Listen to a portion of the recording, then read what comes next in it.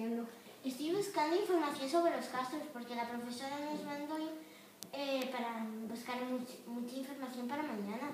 Y yo no tengo ni idea. Pues mira, la realidad aumentada es mucho mejor. Eso es súper aburrido. La realidad aumentada es mucho más divertida. Mira, esto es de una amiga mía. Wow. Y hay información. Tienes tu vídeo. Qué divertido, ¿verdad? Sí. También hay historias. Hizo ella una muy divertida. Anda. Hay una audioguía en inglés. Para los ingleses. Claro, la vemos. Vale.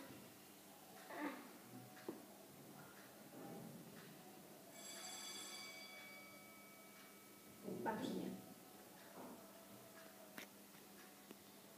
Castro de Figueroa in Arteixo. Geographical location. It is located in the parish of Arteixo, in the municipality of Arteixo. Wow, cómo mola. ¿Vemos más? Sí, lo hacía muy bien, ¿a que sí? Sí. ¿Cómo llegar? ¿Y eso de qué va?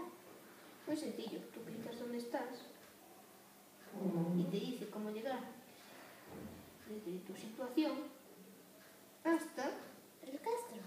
Claro. Wow, cómo mola.